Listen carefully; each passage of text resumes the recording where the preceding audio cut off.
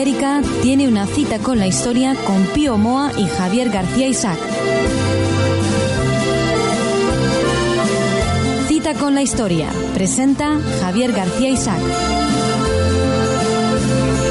Pues cita con la historia, cita con don Pío Moa en esta serie de programas que estamos haciendo sobre Europa, sobre España y Europa, y hoy toca hablar de lo que Europa debe a la España franquista. Don Pío, muy buenas tardes. Hola, buenas tardes. Y antes de meternos en materia, luego le voy a preguntar qué es lo que debe Europa a la España franquista. Sí. Tenemos una editorial. Un editorial. Antes quiero recordar que Cita con la Historia es un programa estratégico que parte prácticamente de la nada y que debe penetrar en la universidad. Y para ello, insistimos, precisa el apoyo de cuantos sean conscientes del valor político actual de la historia. Apoyo en la difusión, para darlo masivamente a conocer, y en la financiación. La cuenta para contribuir económicamente es, lo repetimos una vez más, Tiempo de Ideas siglo XXI del BBVA. BBVA. ES09. ES09. 0182. 0182. 1364. 1364. 33. 33. 020. 020. 154. 154. 3346. 3346. Efectivamente, yo, si me permite, voy a repetir muy rápidamente. Sí. Taller de Ideas, titular, BBVA. El IBAN es el ES09 0182 1364 33 y 0201 54 33 46. Eso es. Bueno, lo pueden ver también en www.citaconlahistoria.es. Muy bien. También hay que decir que desde el pasado día 2, desde el pasado miércoles, creo que debe estar en librerías el libro Europa, una introducción a su historia, que pueden consultar unas primeras páginas en su blog, en mi blog, ¿no? piomoa.es. Eso es. Eso hoy, el día 2 de noviembre salió ya a las librerías. Sí. Su último libro. Este pasado miércoles. Eso es. Bueno, pues vamos con el editorial, que esta vez va a ser sobre un libro que ha salido de Iván Vélez, que se titula El mito de Hernán Cortés. Con ello he hecho un comentario en mi blog y se lo voy a leer. Con este título ha escrito Iván Vélez un interesante estudio, este es en Ediciones Encuentro, subtitulado De héroe universal a icono de la leyenda negra. La idea del mito está tomada de Gustavo Bueno, que distingue entre mitos luminosos, mitos oscurantistas y mitos ambiguos. Los luminosos, dice, son esclarecedores, como el platónico de la caverna. Oscurantistas y confusionarios serían, por ejemplo, el de la creación de Adán a partir del barro, o de Eva a partir de la costilla de Adán, o el de la Torre de Babel. Y los ambiguos podrían dar lugar a interpretaciones contradictorias. La verdad es que no estoy seguro de que me convenza esta distinción. Es más, no me convence en absoluto. Pero para el caso no tiene importancia. Para lo que vamos a tratar no tiene importancia.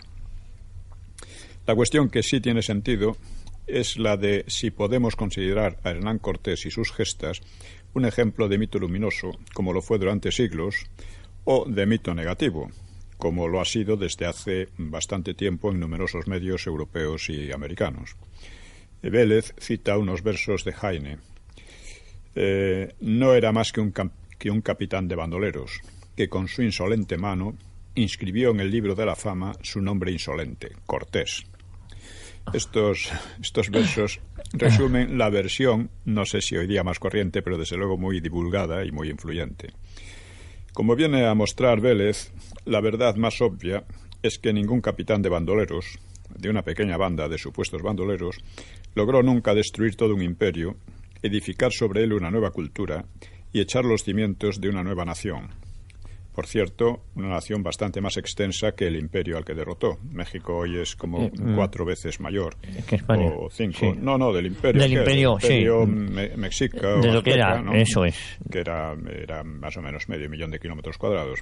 Y si contamos la parte que le arrebató USA a México, pues muchísimo más. Es decir, no tiene mucho que ver con aquel imperio derrotado, ¿no? Digo que Vélez muestra y no demuestra estos hechos, porque son hechos evidentes, es decir, no precisan demostración. Cabe discutir, en cambio, sobre el valor de aquella nueva cultura comparada con la de los aztecas o mexicas derrotada, pues no siempre ni mucho menos corresponde la victoria a los mejores. La implicación de Cortés como mito negativo, oscurantista, se basa en esa presunción, casi siempre implícita. Los vencidos eran superiores moral y culturalmente a los vencedores. Digo implícitamente porque nadie en sus cabales puede sostener que una cultura extremadamente belicosa y cruel, que organizaba guerras para tomar prisioneros, sacrificarlos a sus dioses y comer su carne, que desconocía la rueda, que oprimía a pueblos diversos, etc., fuera superior a otra cuyos bandoleros, entre comillas, extirparon los sacrificios humanos, el canibalismo, la venta de mujeres, traían una religión, en cualquier caso muy superior, así como la rueda y animales de carga que liberaron a los indios de imitarlos, a los animales de carga, liberaron a los tlaxcaltecas y a otros pueblos víctimas del imperio mexica, pronto construyeron nuevas ciudades, algunas de las cuales permanecen entre las más bellas del continente, introdujeron la imprenta y poco después universidades. Solo 20 o 30 años después de la conquista había 2 universidades en México. Sin embargo, que era Nueva España se llama entonces. Sin embargo, se da a entender oscuramente que los bárbaros eran los conquistadores. Las acusaciones a Cortés, que examina Iván Vélez, se basan en atrocidades que se atribuyen a él o a sus bandoleros, en especial la matanza de Cholula y la matanza del Templo Mayor, o la tortura de Cuauhtémoc, motivada esta por un ansia febril de oro que suele atribuirse como principal y única motivación a los conquistadores, a pesar de los hechos recién citados, es decir, que construyeron una cultura muy superior allí. Desde luego, matanzas más o menos semejantes y generalmente mayores no eran extrañas en las contiendas de la propia Europa, y no cabe aquí la historia de que hay que ver los actos con la mentalidad de la época, como si fuera una mentalidad un tanto atrasada y bárbara, porque las matanzas en Europa y en el mundo en general en el siglo XX han sido infinitamente peores. Se quiere dar la impresión de que los españoles mataban por matar, por pura crueldad gratuita, como pretende el mitómano Las Casas, Bartolomé de las Casas. Lo que se quiere olvidar al juzgar las de Cortés es que hubo un juicio de residencia que examinó tales acusaciones y quedó bastante claro que los hechos habían respondido a confidencias de que los indios preparaban el exterminio de los españoles. Cosa relativamente fácil si eran tomados por sorpresa, claro, porque eran solo unos cuantos cientos en medio de decenas de miles de indios, gran parte de ellos hostiles, como por otra parte era lógico, pues a nadie le gusta verse invadido, ¿no? Los españoles, por lo tanto, vivían en una inquietud permanente y solo reaccionando con rapidez tenían alguna esperanza de sobrevivir. Cuauhtémoc fue torturado porque se suponía que ocultaba tesoros y al no aparecer corrieron rumores de que se los había apropiado el mismo Cortés, lo que tampoco parece cierto. Cuauhtémoc planeó con otros una segunda rebelión que le llevó a ser ahorcado, un castigo normal entonces y ahora. Sin duda tenía razón en rebelarse y también los españoles en castigarle, un rasgo de la tragedia, según la define, creo que recordar que Max Scheler. Él hablaba de situaciones conflictivas en que las dos partes tienen razón y que no tienen solución. El libro de Vélez demuele los mitos creados por la leyenda negra y merece atenta lectura que daría para consideraciones mucho más largas. En definitiva, y según las distinciones de Gustavo Bueno, Cortés, en lo que tiene de mito, sería un mito luminoso. Realmente, la mitificación tipo leyenda negra se ha construido con distorsiones o simples falsedades, y la han construido o divulgado a menudo personajes o regímenes que sí han sido muy demostradamente brutales, empezando por los mexicanos anti-Cortés, es decir, contrarios al fundador de su propio país. Al final, suele ser una sarta de estupideces. Vélez considera a Cortés una figura similar a Alejandro Magno, siguiendo a otros autores, pero creo excesiva la equiparación. Más semejante parece a Julio César por su muy destacada habilidad militar y diplomática y por su destreza literaria. Y siempre obviando que Cortés nunca fue emperador ni aspiró a serlo. Es un dato importante. Es decir, es importante reivindicar a estos personajes, igual que a Pizarro, porque han sido víctimas de una constante calumnia, una constante insidia, ataques de todo género, por personajes que generalmente han defendido a sistemas como el soviético, han defendido o justificado u olvidado o pasado por alto las brutalidades o atrocidades que han cometido también, por ejemplo, los ingleses o los suseños, en fin, en el norte de América, etcétera. No es casualidad que esta gente que ha ayudado a esa leyenda negra, efectivamente luego ayuden o valoren o defiendan regímenes como el soviético.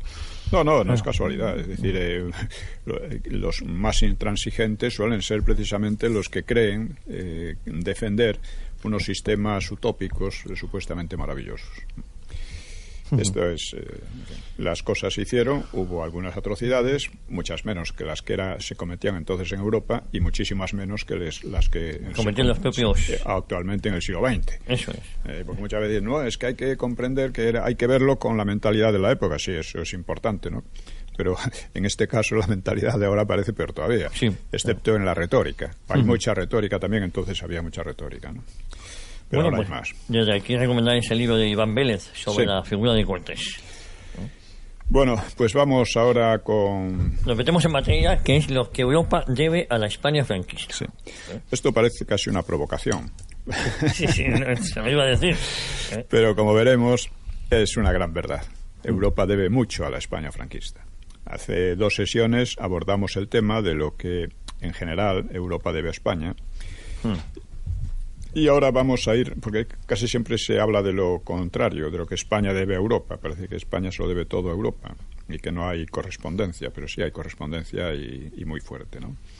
Así que a partir de ahora vamos a ir retrocediendo desde el presente en esta serie de sesiones sobre España y Europa. Digo retrocediendo desde ahora. Cuando hablamos de España en la época del supuesto fin de la historia, ya indicamos cómo la posición de nuestro país en la OTAN y en la Unión Europea era extremadamente insatisfactoria, porque nos condenaba a participar en aventuras bélicas y políticas por intereses ajenos y bajo mando ajeno, y prácticamente España ha venido perdiendo personalidad, ha venido confundiéndose en un magma de gobiernos y países con orientación en muchos aspectos totalitaria, como ya vimos al hablar de la Unión Europea en el fin de la historia, y que pretenden regular, además, pretenden regular hasta los sentimientos de las personas. O sea, algo nunca visto, es decir, delito de odio, como puede ser un delito de odio, ¿no? Y cosas por el estilo, ¿no? Como puede observarse, la política exterior, que es parte esencial de la soberanía de un país, o sea, es la parte en que se refleja la soberanía real de un país, no existe propiamente en España. Es que decir, ni siquiera entran los debates electorales, pese a todo lo que está pasando, ¿no? Con todos los problemas, intervenciones exteriores, etcétera, ¿no? Es una política extremadamente provinciana, y no puede decirse que hoy el país aporte nada especial a Europa, excepto carne de cañón para las llamadas misiones de paz y dinero, así como una colaboración totalmente acrítica y sumisión a los dictados de la Unión Europea, mientras aquí tenemos que soportar una colonia de un país que dicen que es amigo. Además, en un punto que ya lo hemos... no lo vamos a repetir ahora. En cambio, con el franquismo ocurrió de manera muy distinta, pues España sí hizo grandes aportaciones a Europa, como vamos a ver hoy, aunque sea de modo esquemático, claro. Esto es algo que creo que nadie ha planteado hasta ahora, pero que esperamos dejar claro. El franquismo nace de la guerra civil, y esta no fue un conflicto entre demócratas y fascistas, como a menudo sigue diciéndose, vamos, lo dice tranquilamente los de Podemos en el Parlamento, nadie le dice nada. O sea, es ya un nivel... Sí. Dice, fue una batalla, una guerra entre revolucionarios totalitarios y separatistas, por un lado, y partidarios de la unidad de España, de la cultura cristiana, de la propiedad privada y de la familia tradicional, por el otro. El triunfo de los nacionales no significó solamente un éxito para el bando nacional, sino también para quienes defendían aquellos valores en el resto de Europa. Pues su derrota en un país como España habría tenido consecuencias sobre el resto del continente. Es obvio, ¿no?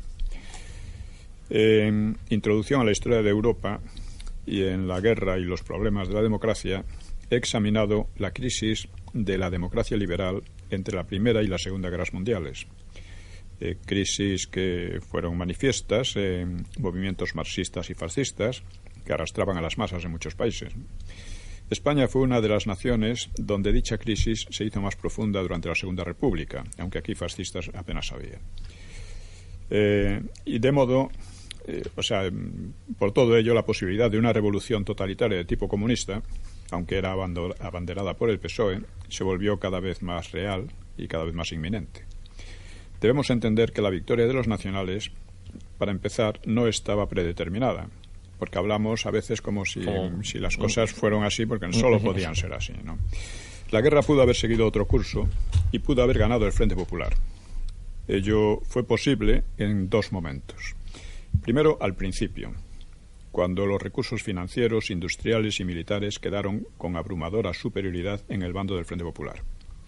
Recordemos que las reservas del Banco de España, las reservas de oro, que eran las cuartas del mundo, las concentraciones de fábricas en Barcelona y Vizcaya, las mayores ciudades, 2/3 de la Marina y la aviación, así como de las fuerzas de seguridad, es decir, la policía y la Guardia Civil, que estaban mejor entrenadas que las de recluta, claro, y casi la mitad del ejército de tierra y el grueso de las municiones quedaron en manos del Frente Popular al fracasar el golpe de Mola.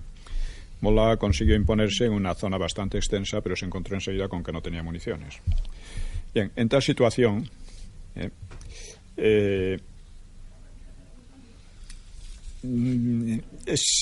habría sido posible e incluso muy probable que los alzados los sublevados se dieran por vencidos y abandonaran la empresa.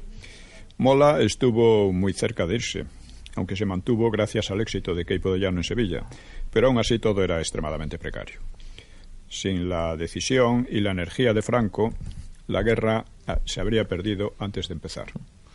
Pues no, pero sí que paramos aquí un momentito, hacemos una brevísima parada publicitaria y volvemos de inmediato aquí en Cita con la Historia, Cita con Don Pío Moa.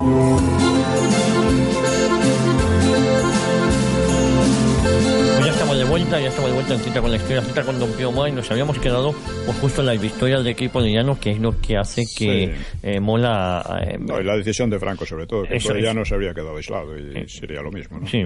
O sea, la guerra podía haberse perdido antes de empezar, al haber fracasado el golpe de Mola, ¿no? En los mitos del franquismo, al analizar a Franco como figura militar, ya señalé este hecho, este dato bien claro, pero que casi ningún historiador toma en cuenta. La inmensa mayoría de los generales de cualquier país habría tirado la toalla al encontrarse de entrada en tal situación. No habría intentado ir hacia adelante, casi nadie. La segunda ocasión en que el Frente Popular pudo haber ganado fue cuando los nacionales fracasaron ante Madrid. Llegaron a Madrid en noviembre del 36, pero eran columnas numéricamente débiles, sin casi armamento pesado, frente a un ejército mucho más perfeccionado que las unidades milicianas. Era ya un ejército bien organizado, profesional, que estaba dotado de tanques y aviones mucho más, aviones y tanques técnicamente superiores a los de lo que tenían los nacionales y que habían sido suministrados por los soviéticos. Y además disponían de una inagotable capacidad teórica de movilización gracias al 1 millón de habitantes de la ciudad, ¿no? De la capital. Las tropas atacantes en aquellas circunstancias podían haber sido embolsadas y destruidas. Y de hecho, la maniobra de embolsamiento fue intentada por 3 veces. Si hubiera tenido éxito, y la superioridad material debiera haberlo permitido, el ejército de África habría sido eliminado. Ese ejército era el nervio del esfuerzo de los nacionales y al Frente Popular solo le quedaría ir aplastando con mucho mejores perspectivas al resto de las fuerzas sublevadas, ¿no? No consiguieron envolver y destruir al ejército de África y después ya no volvieron a tener una oportunidad clara. Solo les quedaba resistir, pensando en provocar una intervención directa de Francia o que la guerra europea que se iba precisando le salvase mediante una invasión de Francia y de Inglaterra, que contaban con que iba a ser a favor de ellos, del Frente Popular, lo cual no era tampoco nada claro. Bien, tenemos entonces que si la guerra la hubiera ganado el Frente Popular, el continente se habría encontrado en una situación muy difícil. En un extremo, la Unión Soviética, que se estaba convirtiendo aceleradamente en una gran potencia industrial y militar y que organizaba un verdadero ejército político revolucionario, la Comintern, que actuaba en casi todo el resto de Europa. Y en el otro extremo quedaría una España asimismo sovietizada, eufórica por la victoria y con el mismo impulso mesiánico y expansivo de la Unión Soviética. Tal situación habría impulsado una radicalización de las masas en Francia, dotada de una democracia precaria que estaba envuelta en escándalos de corrupción y que también vivía una situación social próxima a la guerra civil, de enfrentamientos sociales muy fuertes, ¿no? Y ahí no hay que olvidar que Francia venía a ser el corazón de Europa occidental. Esto es una evidencia para quien considere la situación europea de la época. Lo que pudiera haber ocurrido a partir de ahí ya es pura especulación en la que no vale la pena entrar. Sí es evidente que la victoria nacional libró a Europa de una crisis inmediata muy peligrosa. Claro que por lo demás, en Francia había un Frente Popular también, aunque no tan extremista como el español, ¿no? Bueno, pues por lo demás las condiciones para una guerra generalizada en el continente estaban muy avanzadas. Así que lo que podemos decir es que la guerra general europea habría podido comenzar con una guerra civil en Francia. Era una situación muy parecida a la creada al final de la Guerra Mundial, cuando de Gaulle advirtió que una nueva guerra civil en España sería una guerra civil en Francia. Bien, en cambio, si en España se hubiera instalado un régimen realmente fascista, la situación europea se habría vuelto algo más tensa, pero no demasiado, porque las democracias inglesa y francesa detestaban a Hitler, pero también esperaban que él sirviera de barrera frente al expansionismo soviético. Además, por entonces Hitler no había cometido crímenes ni de lejos comparables a los de Stalin. Los que analizaban la guerra española en términos de demócratas y fascistas volvieron a equivocarse, pues en el bando vencedor, el partido más asimilable al fascismo, que era la Falange, era solo una parte del régimen y no la hegemónica. De hecho, sus concepciones más radicales quedaron como revolución pendiente, según la terminología adoptada más tarde. Así que la victoria de Franco fue sin duda una victoria también de la Europa afecta a los ideales cristianos, a los valores del patriotismo, propiedad privada, etc. Y permitió cierta estabilidad al continente, una estabilidad, claro está, momentánea, pues la guerra general solo tardaría 5 meses en estallar, pero eso ya no dependía en nada de España. Eso era la situación creada en Europa, ¿no?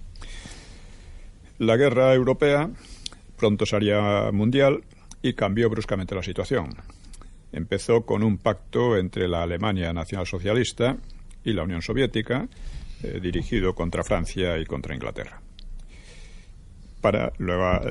Luego, en el curso de la guerra, evolucionó a una alianza entre las potencias liberales anglosajonas y el totalitarismo soviético a fin de aplastar a la Alemania de Hitler. En la nueva situación, España habría podido optar en principio por la intervención o por la neutralidad. La intervención a favor de Inglaterra y de Francia estaba descartada porque, por una parte, permanecía la ofensa y agresión permanente de Gibraltar y por la actitud más bien hostil de los gobiernos inglés y francés hacia el régimen español, así como del régimen español hacia el sistema demoliberal. El sistema demoliberal que en España había conducido a un proceso revolucionario, cosa que no había pasado en Inglaterra, pero que había estado muy cerca de pasar en Francia.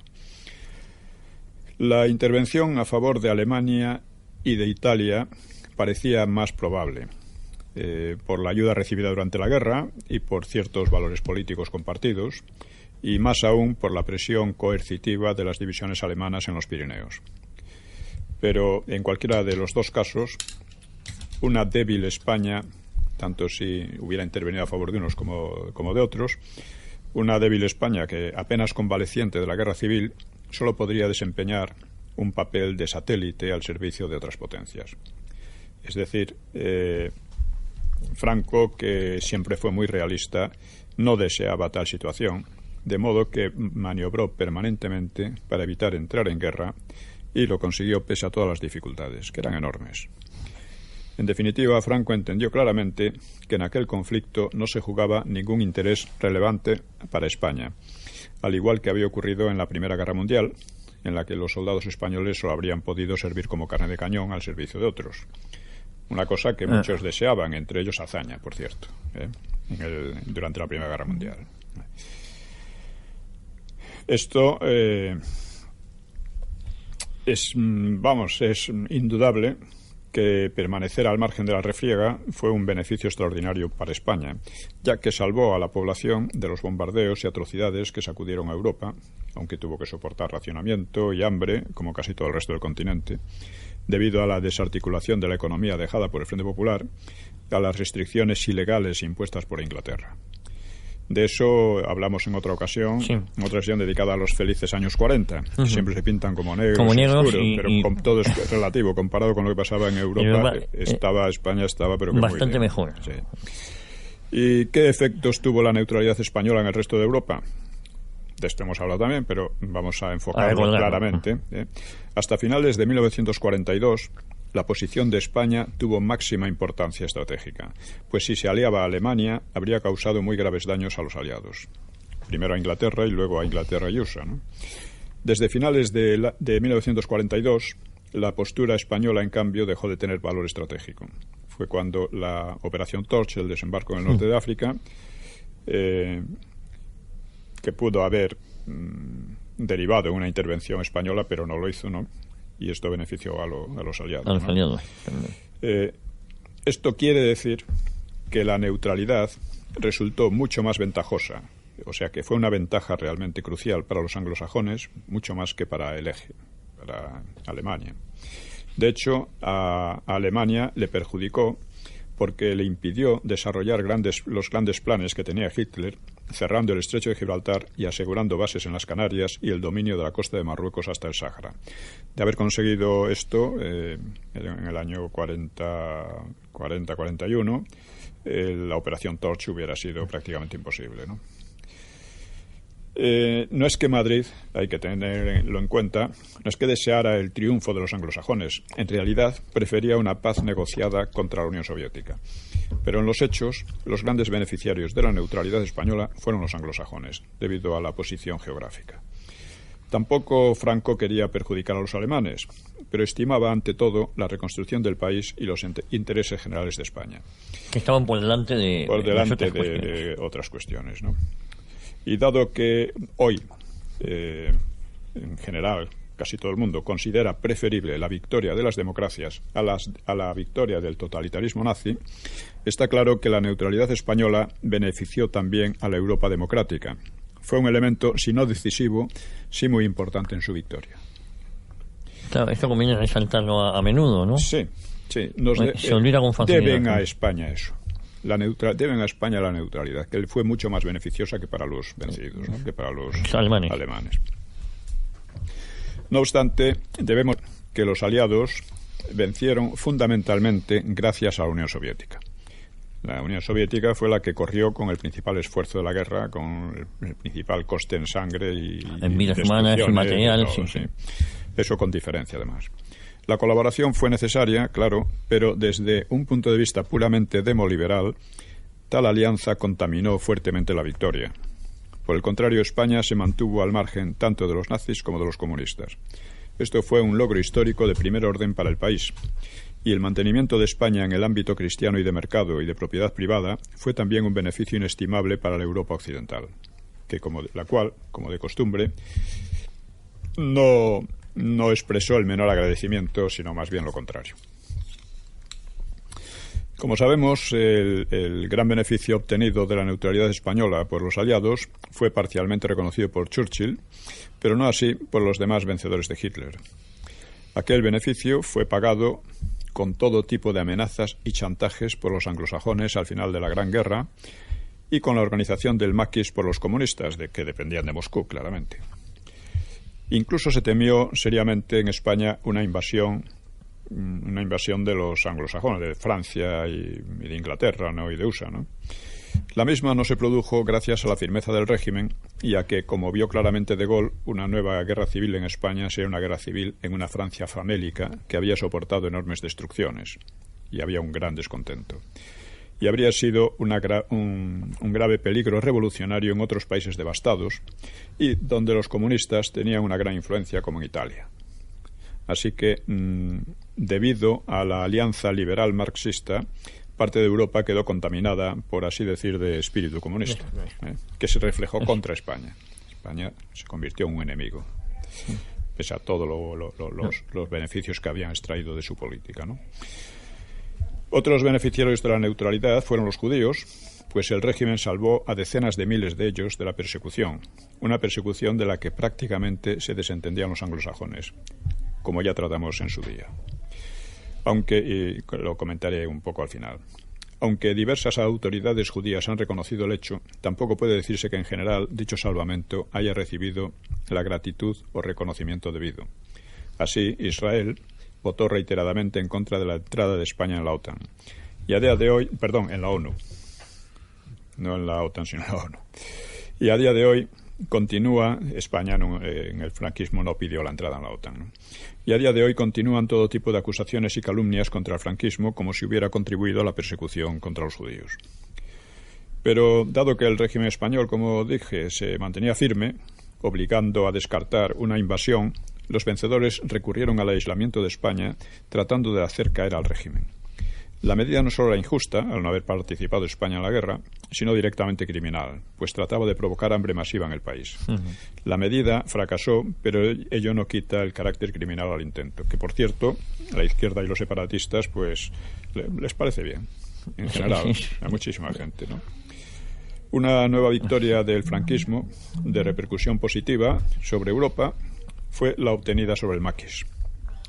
La idea del maquis consistía en reanudar la guerra civil en nombre de la democracia y provocar la invasión desde Francia, de modo que al final fuera el Partido Comunista el elemento decisorio al disponer de un ejército guerrillero bien formado y bien armado, una vez fuera derrocado el franquismo, ¿no? Vencer al maquis exigió 3 años de una lucha sorda y constante desde el 44 al 47, una lucha que se prolongó hasta el 49, aunque quedaron entonces algunos restos, ¿no?, del maquis. Aunque las democracias se abstuvieron de apoyar efectivamente al maquis, porque la luna de miel entre ellas y la Unión Soviética estaba pasando rápidamente, pues sí lo apoyaron propagandísticamente en una actitud de hostilidad y provocación que iba a mantenerse hasta la muerte de Franco. La Europa resultante de la guerra, así, quedó dividida, quedó convertida en una especie de protectorado de USA en la parte occidental y bajo la dominación soviética en la oriental. Vamos a ver en estas circunstancias cómo fueron las cosas. Nos podemos ir ya, si le parece. Bueno, vamos a hacer una brevísima pausa. Volvemos de inmediato en Cita con la Historia, Cita con don Pío Moa, hoy hablando sobre lo que Europa debe a la España franquista. Volvemos.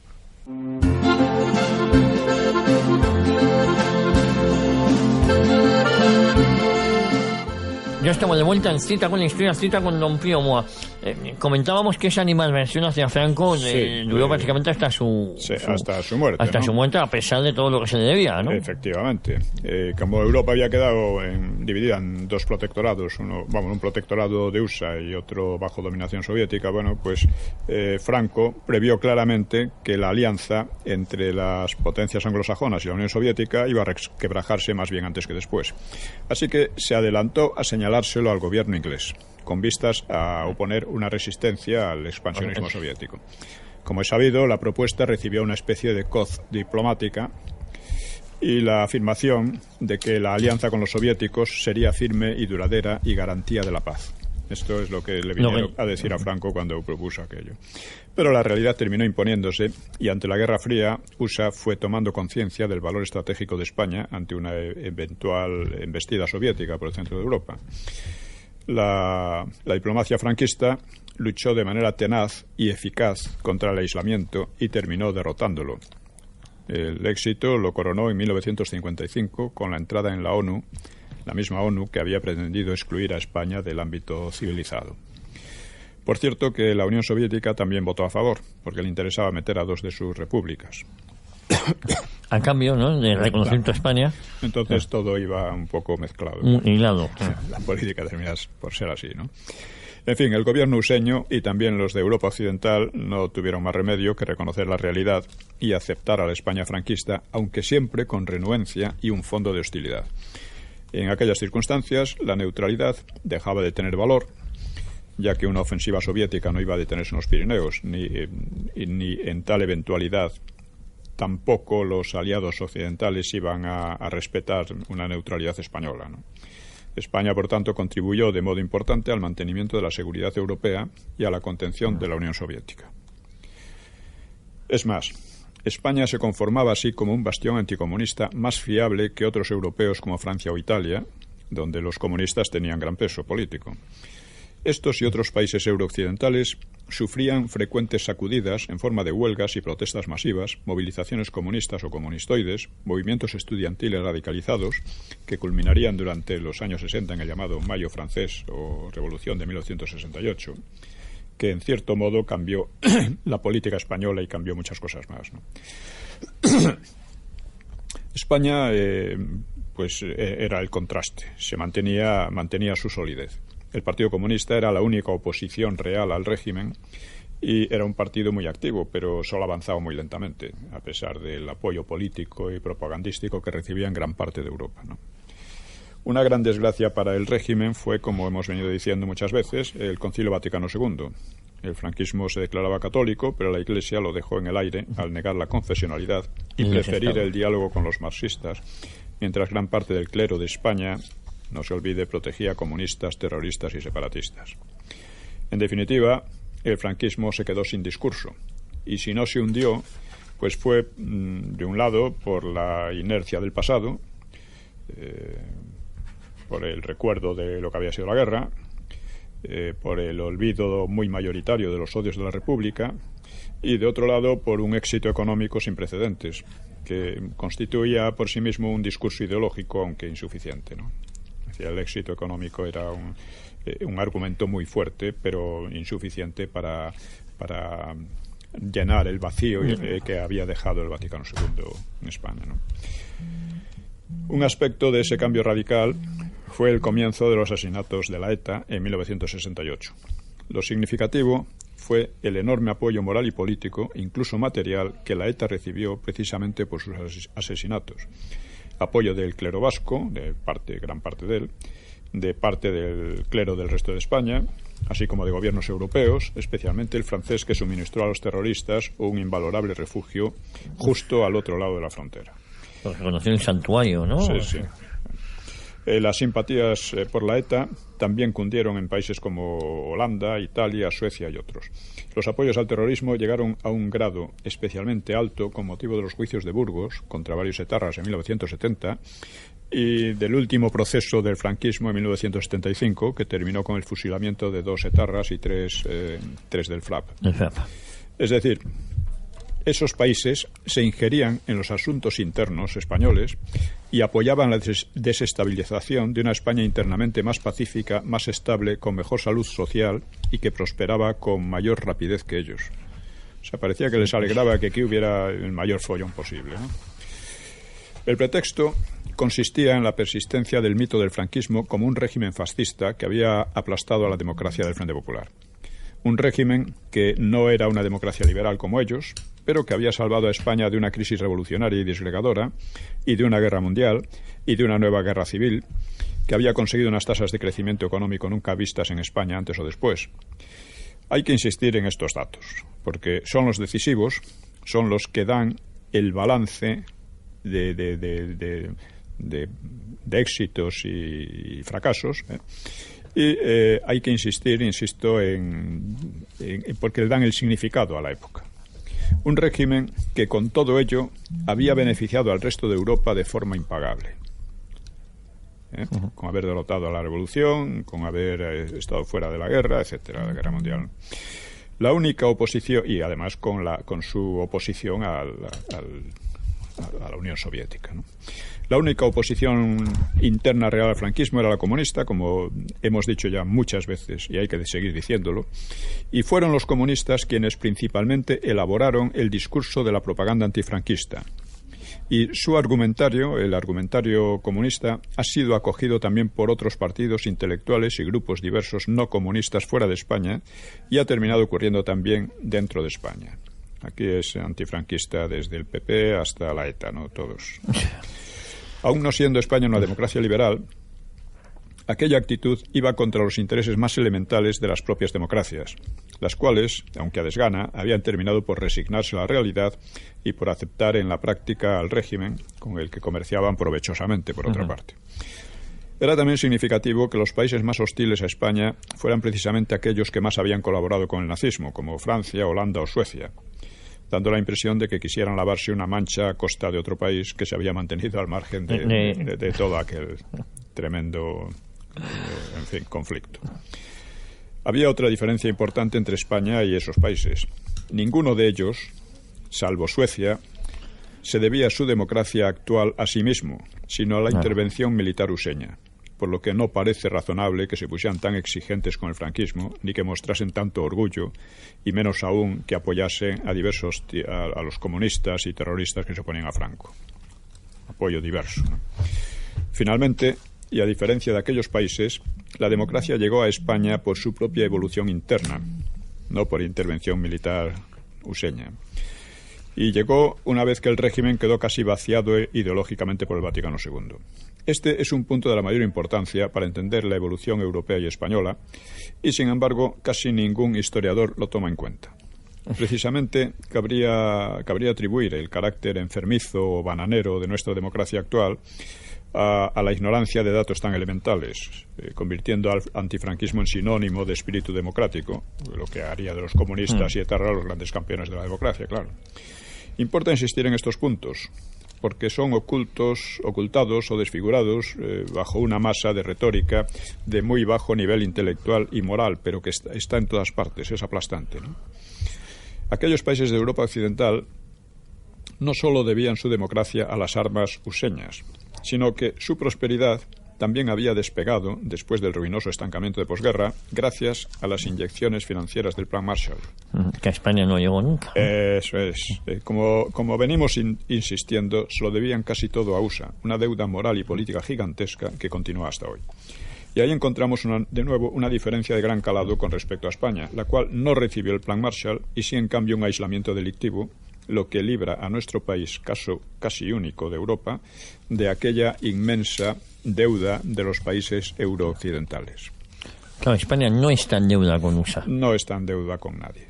Se lo debe todo a sí misma, podemos decir. Pues bien, a pesar de adversidades y condiciones tan duras impuestas desde el exterior, resulta que España fue capaz de reconstruirse básicamente con sus propias fuerzas y de alcanzar muy altos ritmos de desarrollo económico, una vez venció el aislamiento. Queda así como un país que se debe casi todo a sí mismo, al revés que casi todo el resto de Europa Occidental, y que al mantenerse a pesar de los pesares, contribuía a la estabilidad europea y a su seguridad frente al Imperio Soviético, y al que asombrosamente quisieron convertir en un Estado paria quienes también se beneficiaban de los logros hispanos. España tenía y tiene, por tanto, sobradas razones para sentir cierto orgullo con respecto a los países que intentaron aislarla, pero de nuevo una transición hecha con grandes defectos ha hecho que los gobiernos y una masa de ciudadanos influida por estos partidos, ¿no?, adopte la postura contraria, una postura de servilismo mendicante y de denigración de los grandes logros alcanzados en la época anterior. Esto lo he tratado en los mitos del franquismo, como ya vengo diciendo. Creo que debemos repetir estos datos, estas realidades, porque a pesar de su evidencia, ustedes los buscarían en vano en las historias que se vienen escribiendo desde hace muchos años. Porque cuando no se parte de las evidencias, termina por no entenderse nada, y no solo el pasado, sino la política del presente, la cual se convierte en una especie de galimatías que permite monstruosidades como la ley de memoria histórica, por ejemplo, ¿no? Por supuesto, se alega que también España tenía una deuda con USA, aunque sea indirecta, por cuanto sin la derrota de Hitler el país se habría convertido inevitablemente en un satélite totalitario de Alemania. Es posible, pero esa deuda está saldada de antemano por la neutralidad en la Guerra Mundial, cuyo valor estratégico ya lo hemos indicado. No sé si en esta ingratitud hacia España por parte de países vecinos se encuentra una reminiscencia de otras épocas, como cuando España defendía a Europa del poder otomano y estaba siendo hostigada al mismo tiempo por Francia, Inglaterra y los protestantes, para los cuales la victoria de Lepanto lo consideraron un revés, ¿no? Un serio revés. Esto es algo especulativo, pero sí puede hablarse de una tradición de hostilidad que ha tomado como pretexto el franquismo para mantenerse y que se refleja en actos de enemistad como la permanente colonia de Gibraltar, que hay que repetirlo, es una humillación y una agresión permanentes contra España, ¿no? Y ya que hemos mencionado el tema de los judíos, acaba de publicar Isabel San Sebastián una novela sobre el salvamento de judíos durante la Guerra Civil. Nos quedan unos 8 minutos, don Pío, ¿eh? Vamos bien. Sí. En la que reincide en el mito, realmente idiota, de que Sanz-Briz y otros obraron a espaldas o contra las instrucciones de Franco. En los mitos del franquismo examiné esta cuestión y en Twitter la resumí hace unos días en unas cuantas frases. He tenido una pequeña polémica en Twitter con la autora, ¿no? Con Isabel San Sebastián. Sí. San Sebastián en general mantiene posturas bastante correctas. Sí, razonables. Y ha escrito novelas, no las he leído, pero me dicen que varias de ellas son buenas, pero desde luego esta no lo es desde ese punto de vista, ¿no? En fin, el salvamento de judíos no se hizo contra Franco o a sus espaldas, sino con él y por él. Pero además Isabel San Sebastián, me gusta perdonar, tiene que saber, porque en este programa además lo hemos comentado muchas veces, cómo luego hizo carrera política, diplomática Sanz-Briz. Si hubiese, no hubiese obedecido las órdenes de Franco, del régimen en general, es que además no creo que... El salvamento de judíos tuvo muchos aspectos aparte del de Sanz-Briz. El de Sanz-Briz, efectivamente. Pero aparte de eso, por una parte pintan a Franco como un dictador brutal y por otra parte parece que no hacía caso a nadie. Eso es. Desobedecían y no hacían carrera diplomática fantástica. En segundo lugar, Franco no devolvió a los miles de judíos que cruzaban ilegalmente los Pirineos. En cambio, Suiza y Suecia sí devolvieron a bastantes. Luego, Franco utilizó una ley de Primo de Rivera que concedía nacionalidad a los sefardíes. Claro. Casualmente era una ley caducada que pocos judíos habían aprovechado, pero que los alemanes no lo sabían. Así que, en total, entre 20.000 y 40.000 judíos fueron salvados por el franquismo, unos permitiéndoles cruzar la frontera y no devolviéndolos, y otros rescatándolos, incluso algunos que estaban ya en los campos de concentración. Sacándolos de allí, ¿no? Sí. Pocos agradecieron el salvamento de judíos por Franco. Algunos sí. Israel mostró su gratitud, entre comillas, votando contra la entrada de España en la ONU, como ya dijimos. Franco desconocía el Holocausto y no tenía obligación de salvar a los judíos, los cuales mayoritariamente le eran hostiles, pero lo salvó. Dado que Franco ignoraba que la persecución a los judíos conducía al exterminio, su actitud respondió a una política humanitaria y neutral. En cambio, quienes sí conocían la realidad del exterminio eran los gobiernos anglosajones, los cuales, curiosamente, no hicieron nada por impedirlo. Claro. Casi nunca se habla de las supuestas culpas del franquismo y no de las culpas nada supuestas de los aliados, por ejemplo. De los aliados, ¿no? Los gobiernos anglosajones rechazaron, por ejemplo, la oferta de Eichmann. Este Eichmann, que fue ahorcado en Israel después de haber sido secuestrado en Argentina, pues este era el encargado del transporte de los judíos hacia los campos. Bueno, pues este Eichmann ofreció que los aliados acogieran a 1 millón de judíos a cambio de, me parece que 10.000 o 20.000 camiones. Bueno, los aliados lo rechazaron. Vamos, no un millón de judíos, ninguna broma. Franco siguió salvando a los judíos cuando la independencia de Marruecos, facilitando con el Mossad su emigración a Israel. Porque en el momento de la independencia de Marruecos muchos judíos se sintieron muy amenazados, ¿no? En fin, como vemos, es mucho lo que la parte de Europa que eludió el comunismo al terminar la Guerra Mundial debe a la España franquista. Y muy poca la gratitud que le mostró y cuando debía haber mostrado mucha más, y que fue más bien hostilidad, incluyendo un intento de provocar una gran hambruna en el país.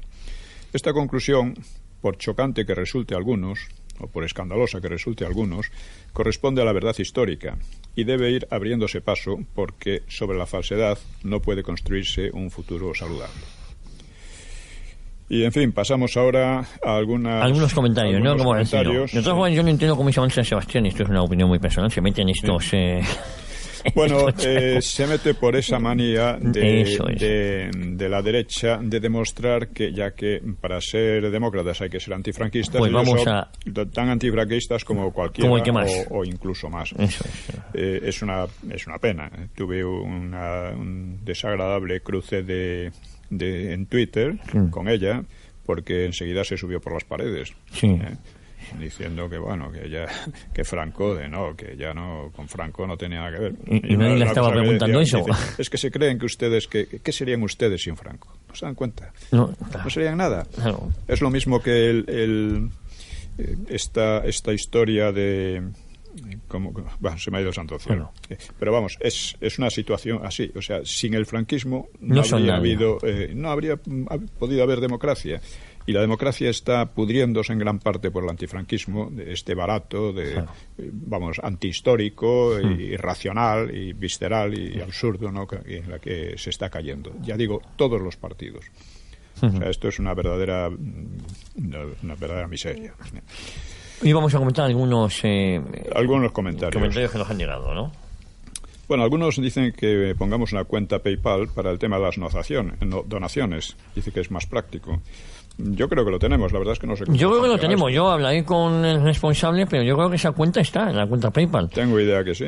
Quizás haya que ponerla de alguna manera. Más claro, no sé. Yo juraría que sí que está, voy a enterarme. Sí. Un oyente, creo que francés, René Giron, pregunta: ¿cómo es que el separatismo, reforzado y engrandecido después de la derrota de 1898, subsiste hasta hoy? ¿Acaso no lo ahogó el régimen franquista? Puesto que el separatismo no nació en el 98, seguramente perdió su fuerza en las décadas de 40, 50 y 60. ¿Hay continuidad entre el separatismo fuerte y renacido después del 98 con el separatismo actual? Bueno, este es un tema muy interesante, creo que lo hemos tratado también en alguna ocasión. Tenemos algún episodio. Sí. El separatismo efectivamente fracasó de manera estruendosa durante la Guerra Civil y casi desapareció. O sea, no hubo una oposición separatista al franquismo hasta prácticamente la ETA, ¿no? Hasta 1968, unos pocos años antes del final del régimen. Y además, en gran parte, también hay que decirlo, que los separatismos empezaron levemente a tomar fuerza, a tomar impulso, poco después del Vaticano II, en los años 60. Porque había órdenes religiosas y clérigos diversos que lo amparaban. Y lo amparaban aprovechando las enormes ventajas de que les había dotado el propio régimen.